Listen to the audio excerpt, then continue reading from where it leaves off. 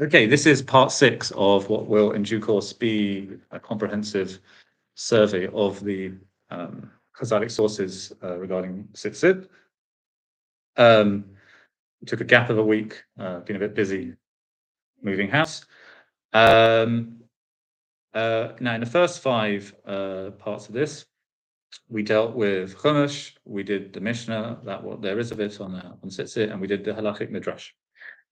And it's now time to move on to the Gemara. However, before we move on to Gemara, I thought it might be apposite for part 6 to do a whole thing on a very important and very controversial issue, which is how many strings of Techelet and how many strings of white should you put in your Tzitzit.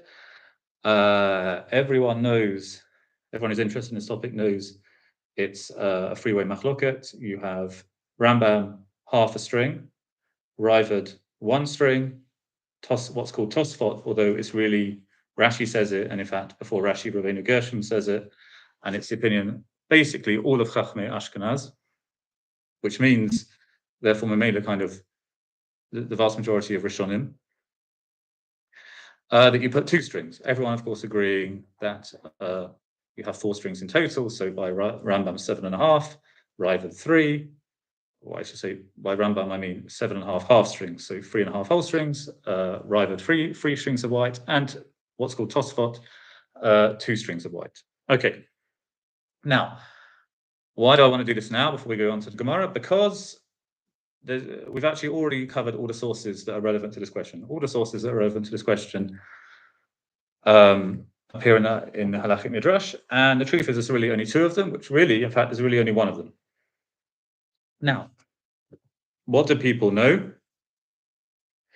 At least if you've been watching the Shiurim up till now, you'll know there's something in Sifrei Bamidbar and there's something in Sifrei Devarim. So if you open up Sifrei Bamidbar and you use the Horovitz edition or any other edition that's kind of similar or based on it, which is still the standard edition used, although it's no longer the best edition. The best edition by far is now this edition by Menachem Kahana, and we'll get to that in a minute. But if you use the Horovitz edition, you'll see that it says as follows: "Va'asu lahem sisith," they shall make for themselves sisith. "Shomer ani yaseh chut echad b'fnei asma." If all the Torah said was sisith, I think it was enough to have 1 string. Talmud lomar, therefore it says over in Parashat Kitesei, Gedilim, you need to have Gedilim. Okay, Gedilim means more than 1 string. How much more than 1 string? It goes on. Mekama Gedilim ata oseh. How many Gedilim do you make, or how much do you make of how much is a Gedil? How many strings you need? En pachof mishlosha. No less than 3. Divrei Beth Hillel. Beth Shammai amarim shlosha shel tzemer urevi'eth shel techileth. Beth Shammai say no, you need 3 of tzemer, of wool, which means what is often otherwise known as lavan, i.e. basically the strings that are not techelet, and 1 more of techelet, making a total of what? Making a total of 4. And it concludes wahalacha kaveth Shammai. Halacha is like Beis Shammai. Okay, what is that a source for? That's fairly obviously a source for Raavad. It said 3 strings of white, 1 string of blue. That's opinion of Bet Shammai. The halakha is like Bet Shammai. It's an interesting and odd thing that the halakha is like Bet Shammai, but nevertheless, that's what it says. However, if you open up Sifrei Devarim with the edition of Louis Finkelstein, or basically any edition you're going to pick up, it will say as follows. Gedilin ta'aseh lecha, we're now over in Parashat Kitesei itself. So the primary pasuk is the Gedilin pasuk, and then it brings a Tzitzit pasuk on that. Lama ne'emar, why does it say such a thing? Lefisha ne'emar, wa'asu lehem sisith. They shall make for themselves sisith. Shomer ani ya'aseh chut echad b'fnei asmo. If the Torah only said tzitzit, I'd think enough was with 1 string. Talmud lomar, therefore the Torah tells you Gedilim. And kama Gedilim, how much is a Gedilim na'asim? How much do you make a Gedilim out of? En pachoth mishlosha chutim. Dim.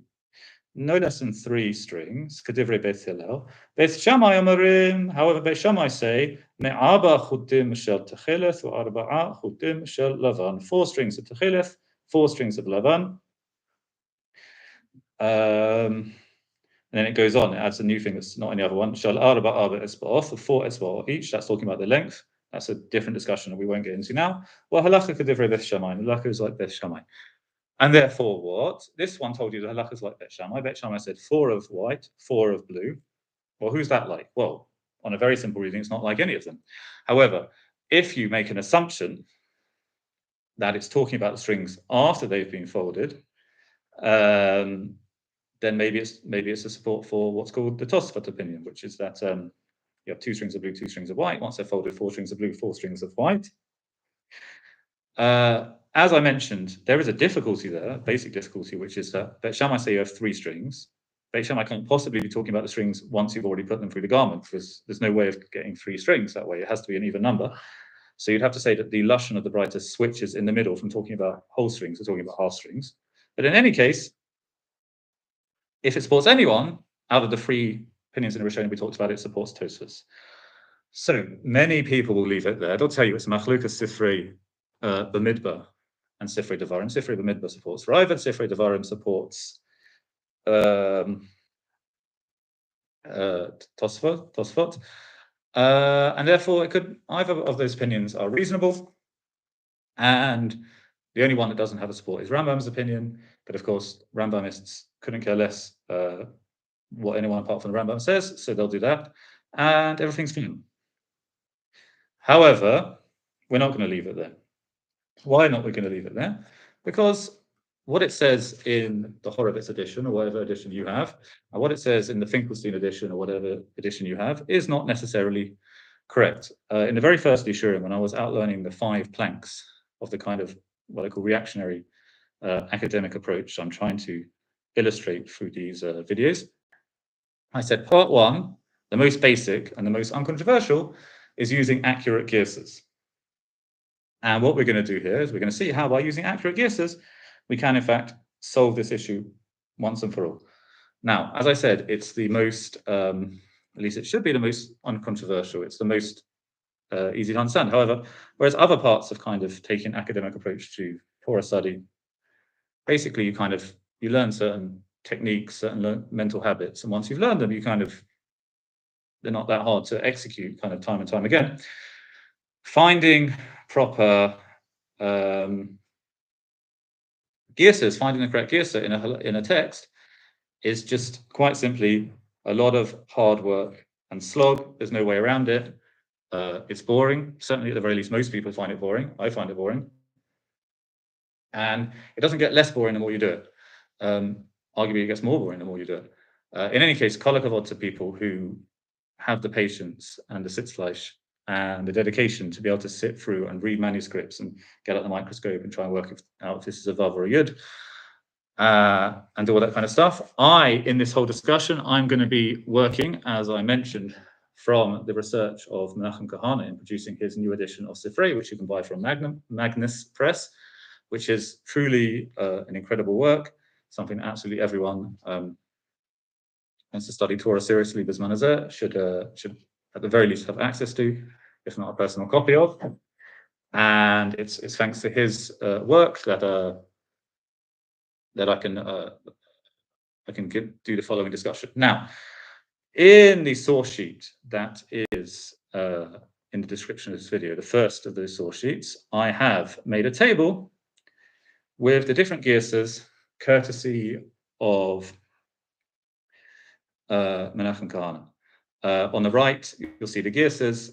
The next column is Kitvei Yad that they appear in, and the next one is various places that these girsas are quoted in, which means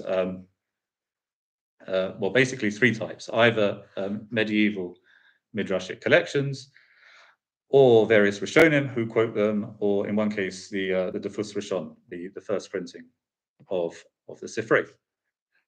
Now, when we're looking at these, and I hope you have it in front of you, when we're looking at these different girsas, of which, as you can see, I've got 8, and I divided them into 4 categories. Well, sorry, 7. I divided them into 4 categories because the differences between 3 of them are quite minor.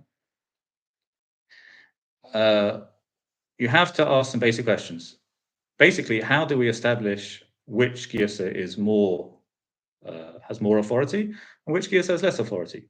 So, One general consideration always comes into play is which manuscript has more authority. Some manuscripts are more reliable. You see that they're riddled with errors, or you see some manuscripts are less reliable because you see they're riddled with errors, or you know very well that they're later, or they show clear evidence of scribal tampering, fixing gearsas, adding things from other sources. And some of them are more reliable because they don't have any of these features. And Menachem Kahana, for reasons he's developed at length in a big long article he wrote on the subject, called the Akdamot Sifrei Devarim, which you can read, shows that the most reliable manuscript we have is what's called because it's there, is the Vatican manuscript. So the first thing here is, of all the Kitvei Yad we have, the Vatican manuscript starts off with a presumption of being more correct. Second general point to consider when looking at different gearsas. If you have one gearsa which has a sentence and another gearsa which has the same sentence plus an extra word, okay, well, which one is more reliable? Because two things could have happened. Either it started, the original gearsa has that word and it fell away, or the original gearsa doesn't have that word and it was added in. So the truth is, both of them can certainly happen. But here we have an additional consideration, which is that we have one gearsa with the gap, so to speak, and then we have different gearsas with that gap filled in, but they all fill it in a slightly different way. So if you want to say one of those gearsas is original, what you have to say is two separate things happened. One scribe went through and he missed out that word, and another scribe went through, and in fact, two separate scribes at least had to go through and, instead of missing that word, replace that word with something else. It's much simpler to assume that the original gearsa in such a case is one that just has the gap. And all of the ones that have that gap filled in are tikkunim, attempted tikkunim by different scribes of that gearsa. And the third thing is, what happens if you have one gearsa that doesn't really seem to make a huge amount of sense, and another gearsa that makes much more sense, it's much more easy on the eyes, much more easy to read. It reads straight off. Well, again, actually two things could have happened. Sometimes the original gearsa is the one that makes perfect sense, and the gearsa that doesn't make any sense is because it's a mistake. Someone made a shibush when they were copying it out. On the other hand, precisely the opposite thing can happen. Sometimes you have a gearsa that on the face of it doesn't make any sense, and someone attempted to be matak in it, and they made something that makes more sense, but in fact, the original gearsa, when you look at it from a slightly different angle, does make perfect sense. And the attempted fix is an erroneous fix. And where does this happen? Extremely frequently. It happens with the Yerushalmi. Why does it happen with the Yerushalmi? Because the Yerushalmi is written in a dialect of Aramaic that was less well understood by medieval scholars as a rule. Well, almost basically to a man, you could say. And often they would try and fix a gearsa that didn't make much sense to them by kind of translating it into Babylonian Aramaic. But in fact, that tikkun is erroneous, and excavation of the actual meaning or the actual correct text of the Yerushalmi involves removing that tikkun and then using various different philological tools to understand what something which to the first scribe and the second and third and many scribes who copied it out just seemed to be a bunch of gibberish, understanding what that actually means. So for all those reasons, what I'm going to suggest here is that the correct gearsa is the version at the top of the table from the Vatican Kitav Yad. And I'm going to give a explanation of what I think it means, and then what I think the different tikkunim that were added to it come to explicate. So, what does it say? The Vatican manuscript says as follows: Kama gedilin. How much is gedilin? How much do you have to have for a gedil? Achas naaseh is one made. En pachos mishlosha. No less than 3. Divrei Beth Hillel. Beis Shammai say shelet tzemeh v'arba'a shelet techelet, of wool and 4 of techelet. Now, at first glance, the first time I read it certainly, and I think the first time most people read this, and as I'm going to suggest the first time many of the scribes who were copying this out read it, it doesn't seem to make a great deal of sense. You say, Beit Shammai say of wool. Well, what of wool? And 4 of techelet. However, I think it can actually be, if we just take a step back, close our eyes, and then come back to it, I think it can be understood relatively simply. the Torah says over in Parshas, the end of Parshas Shalach Lecha, it says, talks about Sisith and it talks about Techileth. So you know from there that Techileth comes in addition to the Sisith. And as we saw from the Sifrei, all editions of Sifrei say Sisith on its own, you'd think only one string. And there definitely has to be Techileth in addition to that one string. That we already know from Parshas Shalach Lecha. However, Parshas Ki Sisse adds that have to have Gedulim. And it doesn't talk about Techileth at all. And the question is, if are Techileth on top of that Gedulim, just as like they're on top of the Sisith, or is it part of those Gedulim? And that's the Masloketh, Beth Hillel, Beth Shammai. Beth Hillel say a Gedil needs 3 strings total, netto, zel, of which at least one of them, let's say one of them, has to be Techileth, and that's enough. And what's the basis? Why do we know that 3 makes the Gedil? Well, it's very simple. It's a Metziastic thing. A Gedil is like a twisted chord, and it was a judgment of the Chachamim that you need at least 3 strings for that. And Beit Shammai say, yes, granted, you need 3 strings, but you need 3 strings to the exclusion of Techileth. Just as Techileth goes on top of the Sisith, and since the Gedil and the Sisith are the same thing, so also Techileth is on top of the Gedil. And therefore they say, so you have to understand the gist of this. Beit Shammai, Shelat Tzemer, that is Tzemer. I.e., what you just said, Beit Hillel, that you need 3 strings, that's the Tzemer, the Lavan, on its own, Bli Techileth. And on top of that, you have to add 4 strings of Techileth. Now, what do they mean 4 strings of Techileth? Well, there are only 2 ways of reading it. One is they mean 4 strings of Techileth on each individual corner, in which case you're going to end up with 7. 3 white, 4 blue. Or they mean 4 Sachakol on the garment, and therefore 1 on each one. And therefore you end up in total with 4. Now, I'm going to discuss those 2 options in more detail at the end of the shir, but suffice to say here, I think it's much, much more reasonable to assume that it's 1 string of Techileth per corner, 4 strings for the garment as a whole. And Beit Shammai kind of taking it red here, that you understand that it's 1 string of Techileth per corner. Why? Because it says Patil Techileth in the Torah. The Torah says Patil Techileth. Patil means 1. If it wanted to tell you 2 or 3 or 4 or 7 or a million or whatever, it would at least say Lashon Rabim. The fact that it says Patil tells you that you have to have 1 string of Techileth. So, to explain the Girsa in the Ketav Yad Vatican, Beit Hillel say you need 3 strings to make the Gedil, and they mean Sachakol including Techileth. And Beit Shammai say, no, 3 strings excluding Techileth, and therefore you have to add another 4 strings of Techileth on the garment as a whole. Okay, the problem is when you look at that Girsa, the first time you look at it, and also many times if you look at it, especially if you're not super zooming in on this Girsa, and you're a busy scribe, and you've got a whole lot of copying out to do, and you've got a whole sefer of stuff, if you look at it, and he says, Shilat Semer, for Abba Shilat Techileth. And you think the first question asks, how many Shilat Semer? So, the first attempt to fix this one that we have a record of is this German manuscript from Berlin Tübingen. Obviously, those are 2 completely separate places in Germany. Presumably, the point is there's some sort of shared library. I don't know whether it's actually in Berlin or Tübingen, it doesn't matter. I've indicated the changes to the original Girsa by coloring them in. So dark blue means an added word, and light blue means a separated word. So whereas the original Girsa says Shelat Semer, 1 word, and Shelat Techileth, 1 word, this one says Shel Tzemer, 2 words, and Shel Techileth, 2 words. Okay, but the more important point is it adds the word Shlosha. So it says Beit Shammai Omrim Shlosha, 3 Shel Tzemer, 3 of Tzemer v'Arba'a Shel Techileth. Beautiful. We've added in the word. It hasn't changed the meaning at all, as I've explained it. But now everything's perfectly clear. However, something's not clear, because now if you read it, whereas I said before, it's a possible reading of the original Girsa of the compact Girsa of the Vatican manuscript.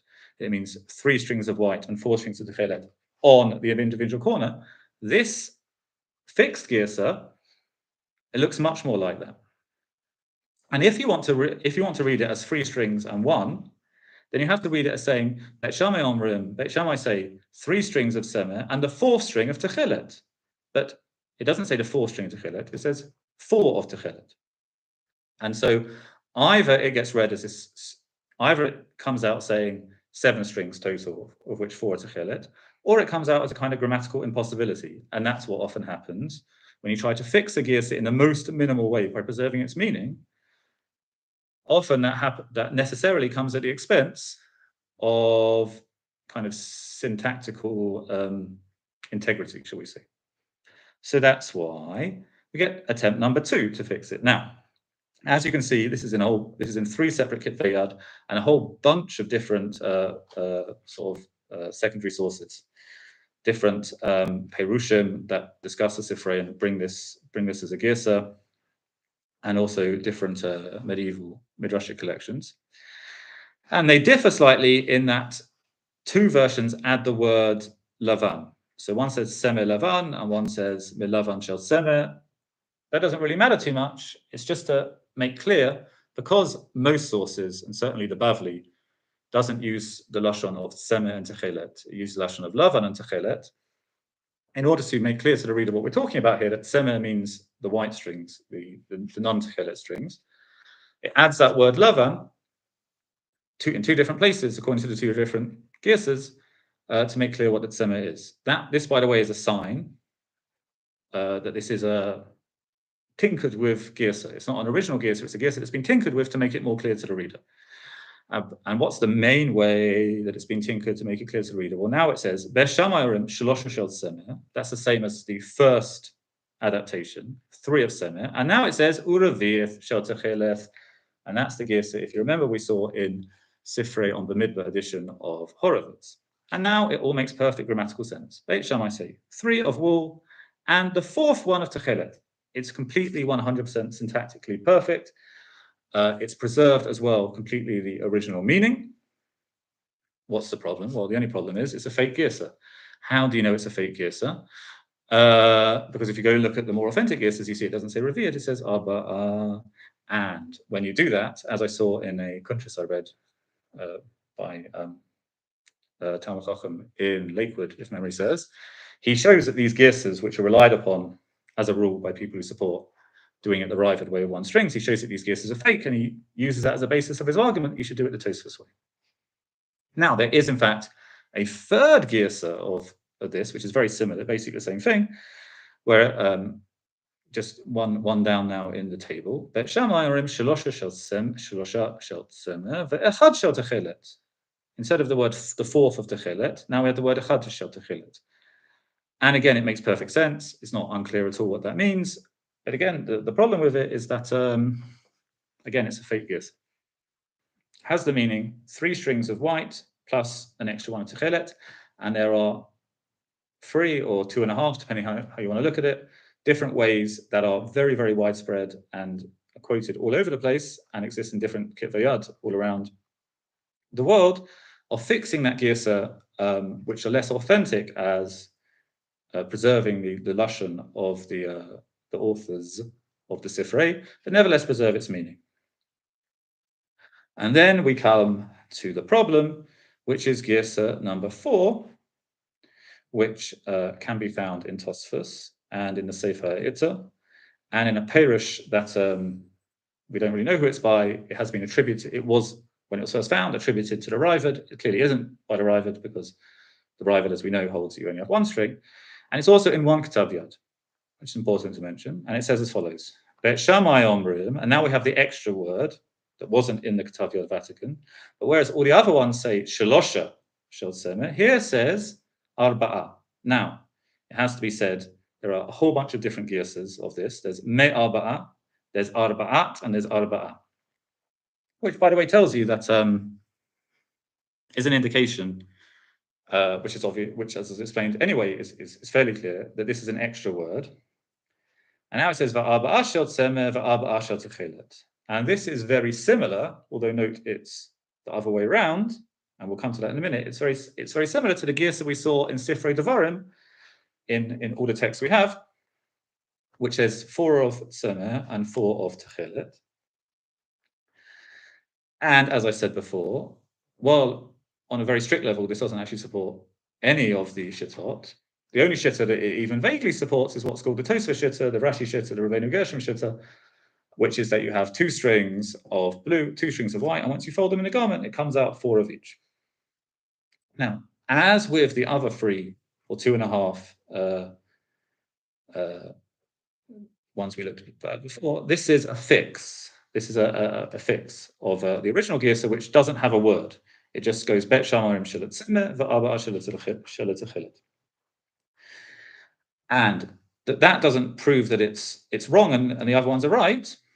However, I think that we can identify with quite a good degree of accuracy where this fix comes from, what motivated it, what time period it happened, and that is basically enough to show that we shouldn't rely on this fix as preserving the meaning of the authentic Girsa. We should rely on the other fixes and the explanation of the original Girsa that I gave before, meaning Shelet Semeh, i.e., those 3 you talked about, that's referring to wool, and an extra one of Techelet. And why do I say this? Well, on people who know this sugya will know that on Daf Lamed Ches Amud Aleph, there's this massive long Tosafist that is a nice little introduction to Perek Techeles. And if we go almost to the bottom, it says as follows. Rashi says on the Daf that you have 2 strings of white and 2 strings of blue. Doesn't say why. And Tosafist assume that's the case as well. And they ask lots of different questions about that. And then they finally come to the double issue as follows.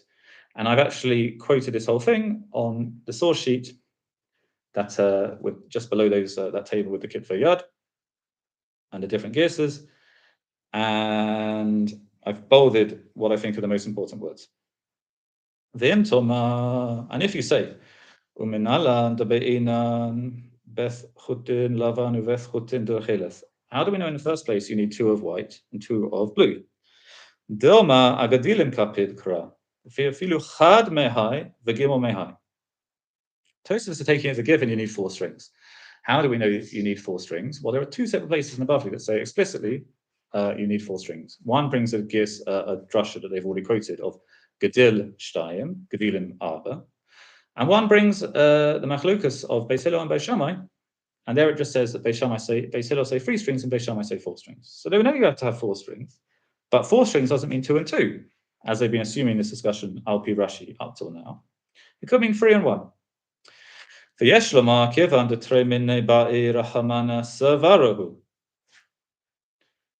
Maybe you can say, because the Torah says you need Techelet and Lavan, it's a Savara, Shiu Shavin, that they should be the same. It's logical that they should be the same. Now, so what's the first argument Tosafos give? The first argument Tosafos give, it's logical that you should have 2 of each. If you've got 4 strings total, it's logical 2 of each. Now, basic question, if Tosafos had a source saying 2 of blue and 2 of white, first of all, why would they ask what's the source? And second of all, why would their answer be, well, it's just, it makes sense. Next argument. For odd, Patil Techeles Kativ, the Torah says Patil Techeles. Patil Mashma Tre. Now, I've just said Patil is Mashma 1. And Patil, in fact, is Mashma 1. But they say Patil is Mashma Tre. Patil is Mashma 2.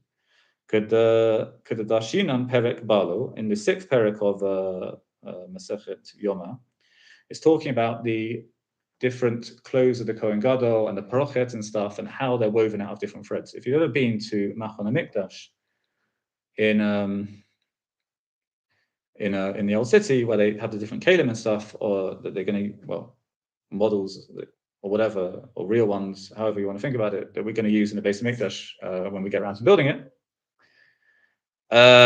One of the things they have is the clothes of the Kohen Gadol, and some of the things in there look quite good, some of them are a bit vulgar, some of them look less good, whatever. But the clothes of the Kohen Gadol, they look, to be blunt, a bit like, a special needs kind of textile project.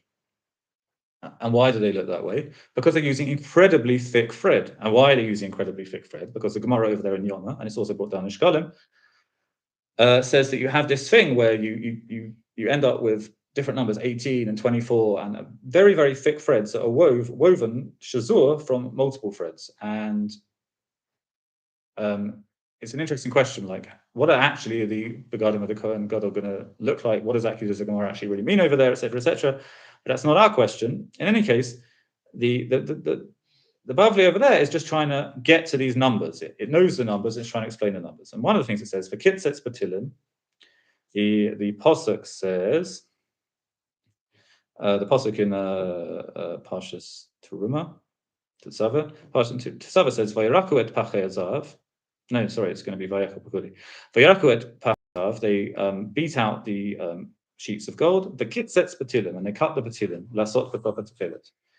The Kitzet Batilim, so the Gemara over there in Yoma learns for Kitzet Batilim, Patil Shnayim, Batilim Abba. So even though what I said that Patil means one, actually Patil means two. And so the Gemara there says Patil Shnayim, Patil Abba, but here, over here in Parsha Shlach, I just said Patil Shnayim, and therefore you need two. V'laman nami lo pachot mitrei, dekadish tefei. And if you know you have two strings of Techelet, you also have two strings of white, because the white is more holy. That's a different discussion, that's another Gemara. We don't need to go into it now. That's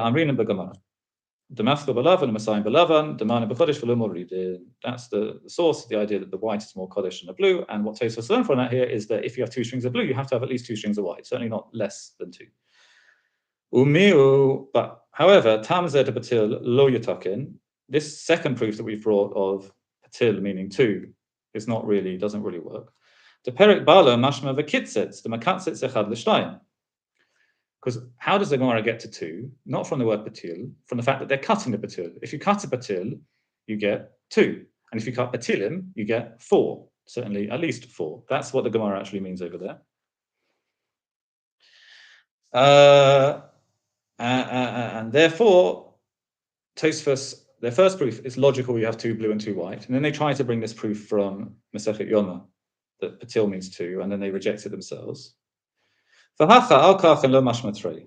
Kodamuchach b'sifrei b'parshat shalach lecha v'parshat kiteitzei. Simlev, as is clear from parshat shalach lecha and parshat kiteitzei, v'asu lehem tzitzit. They shall make for themselves tzitzit. Shomei ani chutecha b'fnei asmo. Tama l'mar gedilim. Kama gedilim naset. En gedil pachot meshosha chutei chutin kedivrei bet hillel. And that seems to be where their Giyaseh ends. They don't quote anymore. And they say that Beit Hillel, according to Beit Hillel, you have three strings. Mashma dima patil lo hava shminan elachad. It's mashma from them that they only learn from patil chad. Because as we said, if Beit Hillel say you have three strings, then lechora only one of them is going to be techeles, and therefore they learn that when they learn patil techeles, they learn mashma patil techeles, not this attempted drasha from a Masechet Yoma that patil means one. And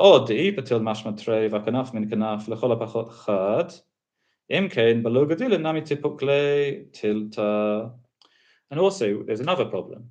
We know the Torah says min kanaf, therefore at least one.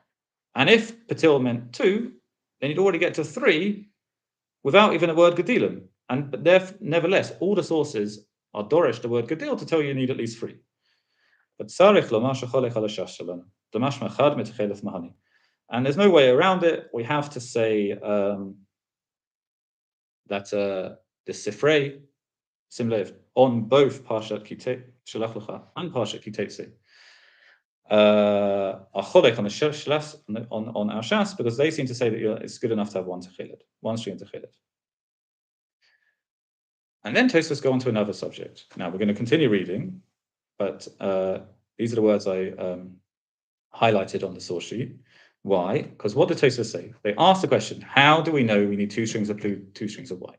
First answer, it's logical. Second answer, well, there's this thing in Yoma, but it doesn't really mean that. And then they go, and by the way, Sifrei clearly disagrees, and therefore it must be that Sifrei disagrees with our Shas.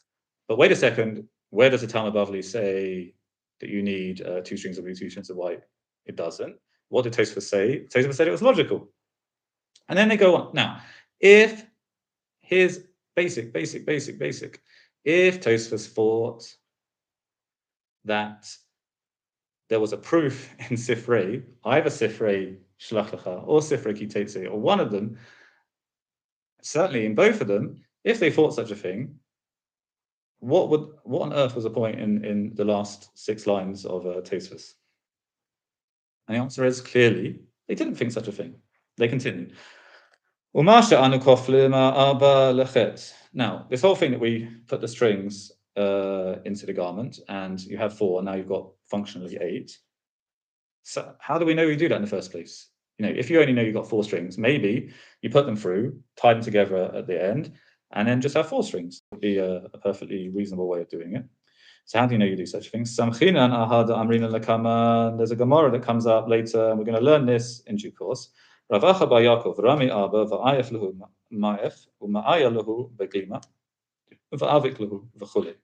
he would take 4 strings, he'd fold them up, he'd stick them through the garment, and then he'd avik, which means he'd loop it, and he'd tie it up, and that's how functionally you'd end up with 8 strings coming out of the garment. And then it finishes by saying, Ad ma barei de Ravina avid ki dedan. Ma barei de Ravina does like we do. And the assumption here, we'll go into that later, the assumption here is that like what we do is literally like what we do, like what Tosafist does, which is that you put the 4 strings in, you roughly halfway through, and now you've got 8 strings coming out of the garment once you tie the knot. Uperish bakuntras, and Kuntras says the lo avik lahu, we didn't loop it. Now, then Tosafist go on. Va'od Tanya b'Sifrei be'Shamai omrim arba shel semeh v'arba shel techel. Boom. We had a relatively long discussion. How do we know you've got 2 strings of blue, 2 strings of white? The answer was, well, we don't really know. Maybe it's logical or something. And Sifrei for sure doesn't say that way. And then they come along and said, boom, look, it says right here, Mefurish. Beit Shammai omrim arba shel semeh v'arba shel techelet. And if you look up Tosafist on a later daf, Mem Gimel, I think, and also in Bechoros Lamed Tet, it gives slightly different versions of this girsa. Now, important question: what is going on here? Tosafist asks, how do we know we have 2 blue, 2 white? They search around for an answer and don't find one. They conclude that it's logical, it's somehow from the Bavli, even though the Bavli doesn't say it, but Sifrei is cholek. And then they move on to a different topic, and then they quote this. What does it all mean? Well, the answer is that just like the Gemara has layers, and part of studying the Gemara to its fullest extent is separating out those layers and being able to analyze each on its own. But also Tosafist has layers. Tosafist is not a person. Tosafist is lots and lots of people, and actually, total it's a majority of all Rishonim. And what we call Tosafist that we have on the daf was compiled from over many, literally 2 centuries, maybe 3 centuries of compiling these opinions. And we even have kind of pre-Tosafist, like we have Tosafist Yeshanim, Tosafist Hitzoniot, which are like you can actually see, even though this is a much less studied topic than the Gemara, it's actually relatively easy to see how these different layers of Tosafist build up. And so here in this Tosafist itself, we have the layers. We have the earlier layer of Tosafist where they don't have a source of 2 blue of 2 white. They just know it to be the case. They've got this strong Masorah for it, and they're searching around for a source. Then with this later layer of Tosafist, where boom, they suddenly got a source. And what's the answer? Well, as we've seen, we have clear evidence that we have an original girsa of the Sifrei, which is very, very clipped, and so clipped it almost seems cryptic. And we have lots of different attempts to be matakin this girsa. Most of the attempts to be matakin this girsa are matakin it in line with the assumption that it's talking about 3 strings of white and 1 string of blue. However, we have a second way of being matakin it, which fixes it in according to the assumption, it's talking about 2 strings of white and 2 strings of blue. And this happened sometime in the period of Tosafist. And if you don't believe that such a thing is possible, that's the final source in this 4 sheet, is a source from the Mordechai in his Hilchot Tzitzit. The Rif has these kind of, the Rif has Hilchot Tzitzit, so therefore so does the Rosh, and therefore so does the Mordechai. And he says as follows: Tanya b'Sifrei, we learn in Sifrei, Parshat Shelach Lecha, Ma techelet tavui v'shazur, af lavan tavui v'shazur. Now we saw that before in this year when we learned about it. How do we know that the strings of techelet aren't just supposed to be like single strings or even just like wool? Well, because it says patil techelet. Patil means spun, and then you spin a twine, and then you take multiple pieces of twine and you intertwine them so that you get this ridged thing that we all know and love. And that's the proof that techelet has to be like that. How do we know that the white has to be like that? Well, it's kind of a hekesh. Just as the techelet has to be, just the white has to be. And then The Girsa of the Mordechai goes on as follows: just as the chelet is 2 strings folded that are 4, so also lavan. Where else do we find such a Girsa? In any nowhere. Doesn't exist. Clearly, unambiguously, as fake a Girsa as you can possibly find.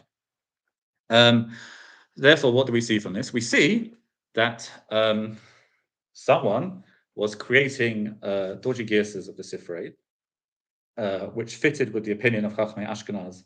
They have 2 strings of 2 strings of white, 2 strings of blue, and these were in wide circulation. And the Rishonim of Ashkenaz were somech on these Girsas. And if it can happen here, which it clearly and unambiguously did happen, it can also happen with the text we're looking at.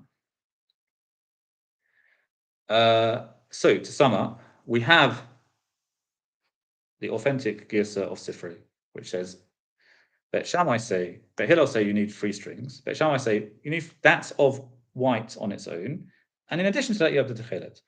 We have numerous attempts to make this Girsa more easily readable.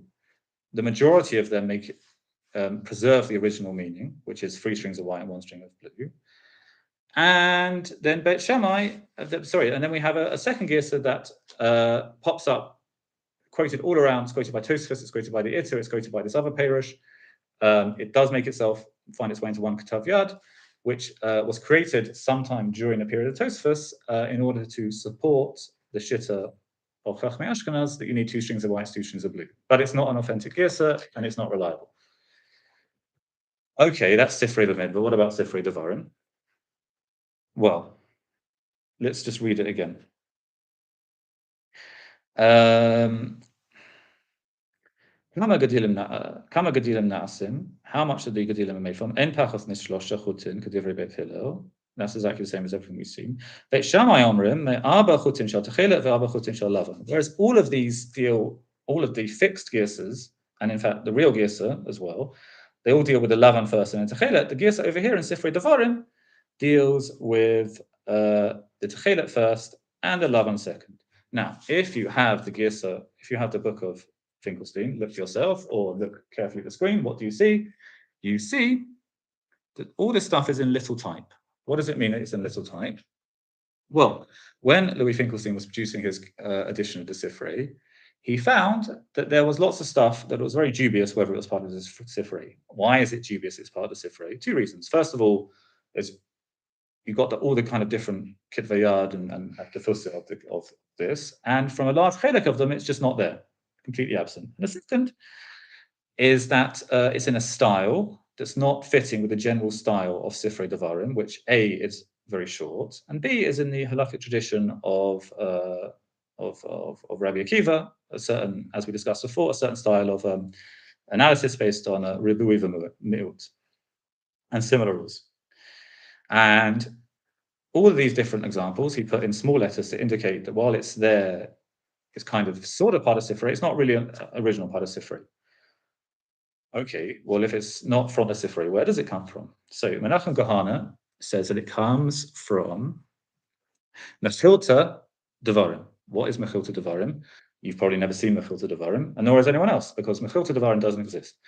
Mechilta Devarim is a work that we can infer its existence from a number of sources, although it's never quoted by any of the Rishonim, and has been partially reconstructed. Where has it been partially reconstructed from? Well, there's a very interesting sefer called Midrash Hagadol, which you can now buy in a 10-volume edition from Mossad Rav Kook, which was created by a Teimani Chacham, whose name was Rav David Adeni, if memory serves, who created this amazing, really, really big and really, really intricate work, which combined all sorts of earlier sources, including ones we have and including ones that we don't have, and made them into this kind of very elegant and lengthy discussion of Midrashim, which is much bigger than our Midrash, the Midrash Rabbah that most people are familiar with to some extent. And this was discovered, it was in widespread circulation in Yemen. And in the 20th century, various scholars discovered it and started noticing all sorts of interesting things about it, that they would notice that you can track down his source material, and then suddenly, boom, you can't track down his source material. And a number of books have been reconstructed out of it. One of those that's been reconstructed out of it is what's called the Mechilta de Rabbi Shimon ben Yochai, or Bar Yochai, which I have here.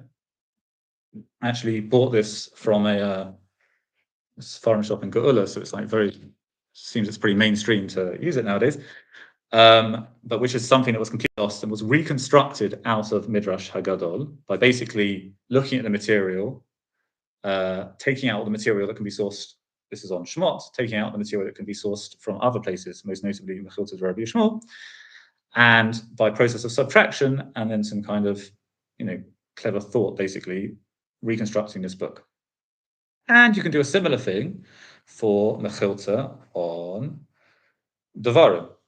However, it's harder to do for Mechilta on Devarim.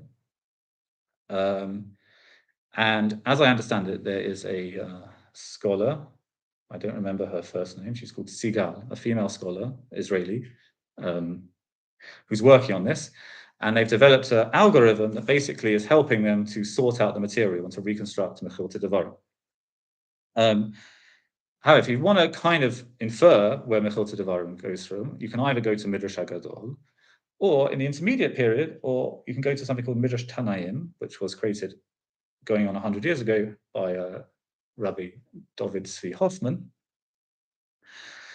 who basically took all the Tanaitic material from Devarim and created something called Midrash Tanaim, which is basically a mixture of Sifrei and Mechilta Devarim. However, if you go and look at Midrash Tanaim by David Tzvi Hoffman, what do you get? It says as follows. Kama gedilim na'asim en pachot mishlosha chutim kedivrei Beis Hillel ve'sham amrim arba or me arba. 4. Zeo stops. This whole thing of arba shel techelet for arba shel lavan doesn't exist. Tells us what?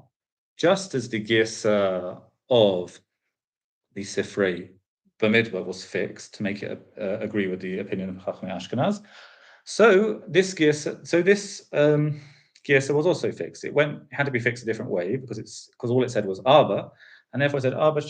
Words were just added onto it, and that found its way into copies of Sifrei Devarim. Menachem Kahana. I don't need to go into that now. So that's Sifrei Bamidbar and Sifrei Devarim. Now, while we're on this subject, question: why were the Chachmei Ashkenaz so confident that you need 2 strings of white and 2 strings of blue? Well, after a certain point, they were confident because basically all their texts of Sifrei Bamidbar and Sifrei Devarim said so. But why were they so confident before they were amended to say so?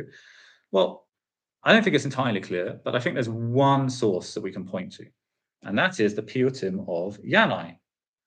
And as we know, the Piyutim which come from Eretz Yisrael, were written between the 6th and 8th century, Leminyanam, were a very important part of the Masorah of the Ashkenazim until basically the Gra and other Achronim started, kind of went on a campaign to kind of remove them from davening.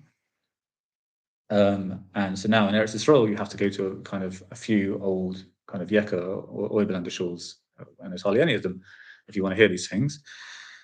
And that's even for kind of the Arba Parshiot and Yom Tov. However, if you go back further, it wasn't just Arba Parshiot and Yom Tov. They were saying them all year round. They were now I can't say exactly with kind of precise precision whether this piyut was being said on a yearly basis, but I think it's reasonable to assume that it was known in Ashkenaz.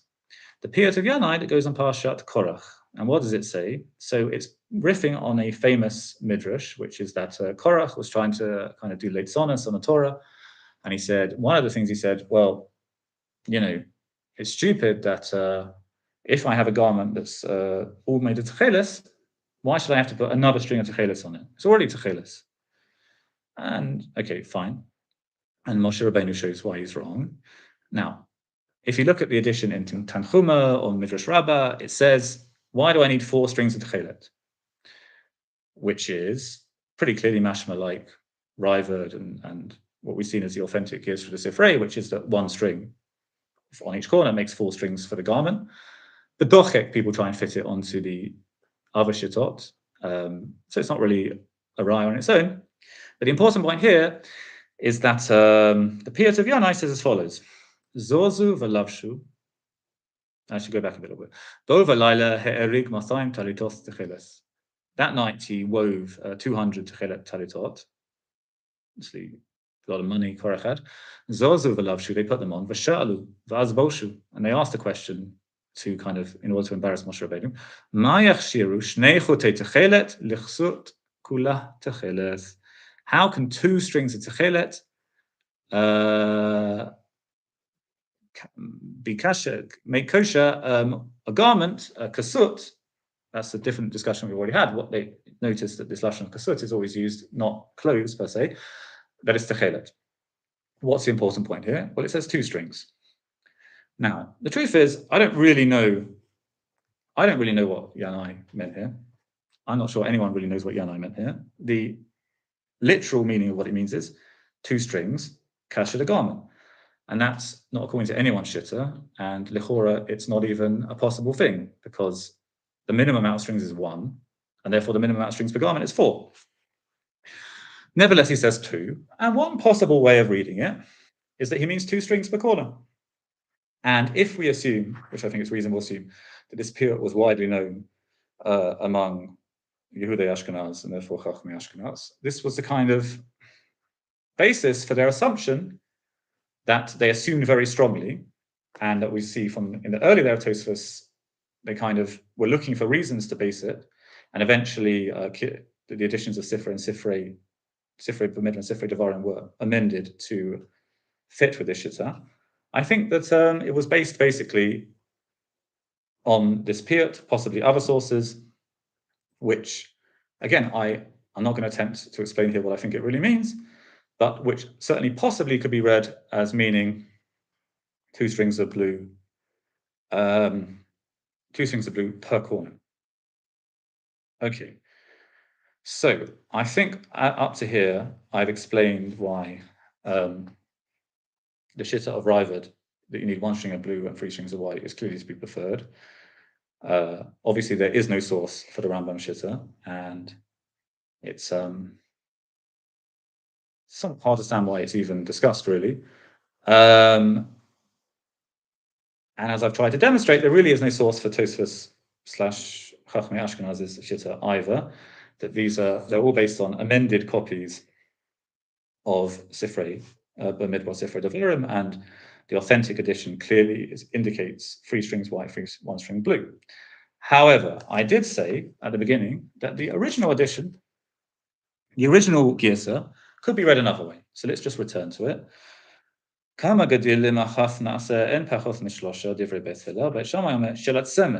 Those 3 are of wool. Now, I've been explaining this consistently, and I think this is correct, and I'm going to explain why I think this is correct to mean 4 strings sechakol for the garment, therefore 1 string per corner. However, there is a kind of hyper-literalist way of reading it, which is reading it, 3 strings of white and 4 strings of blue per corner, making a total of 7 strings. And that is what Menachem Kahana says. If you read it, if you look at his edition, you can see for himself what his argument is. It's based on what I called in the first year a deharmonizing hermeneutic, which is something I said I'm attempting to do myself, which means that instead of you've got different sources, instead of trying to make them all say the same thing and reading at least one of them kind of in a slightly dachuk way, you just let every single source speak for itself, and if they disagree with each other, even disagree with each other very wildly, that's fine.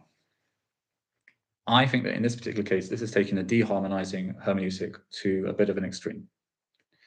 And the 3 reasons I think that are as follows. Number 1, if we say 1 string of blue, first of all, if you ask someone who's like Bichlal, not a Talmud Chacham, okay? If you ask a Talmud Chacham and he's traditional, he'll probably tell you 2 strings of blue, 2 strings of white, because that's what Rashi says, that's what Tosafist says, that's what the vast majority of Rishonim say. That's what the Beis Yosef, he doesn't posek that way, but he clearly holds that way. However, if you ask Stam and Amaretz, someone who knows a bit of Chumash, you say, how many strings of Techeles? They'll tell you 1. And why would I tell you 1? Because it says Patil Techeles, 1 string. It's just the simplest thing in the world. So if you say 1, there's no kasha. Where on earth does 4 come from? Why 4? If 4, why not 7? Why not 12? Why not 3? What possible basis could you have for 4? You'd expect to find somewhere some basis for 4.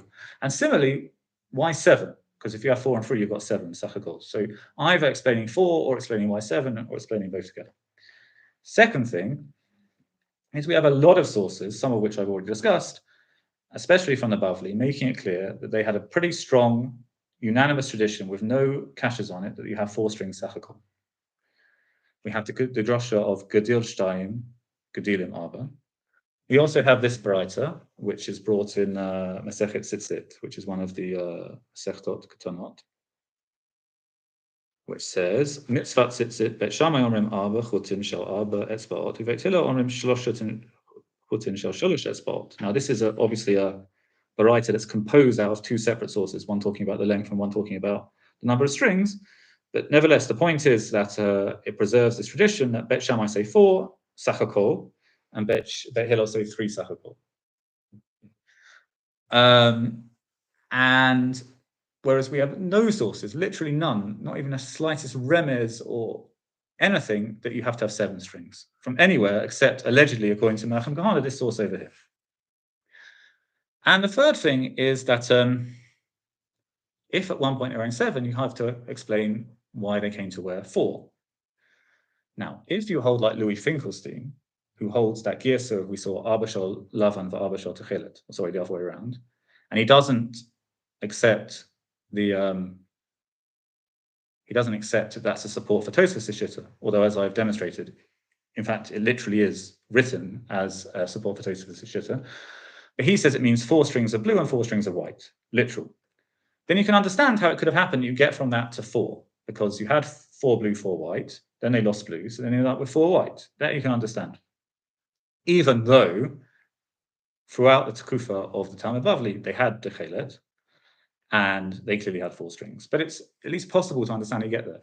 If you hold like Menachem Kahana, that they had 3 strings of white and 4 strings of blue, how would they ever ended up with 4 strings? Because if you subtract the blue, you end up with 3. And if you replace the blue, as everyone else assumes happens, you end up with 7. There's no way to end up with 4. So for these 3 reasons, I think that Menachem Kahana Shitta here is, I think it's very, very unlikely. I say that with no disrespect. I mean, again, I just want to emphasize, like, the incredible. This is only volume 4, right?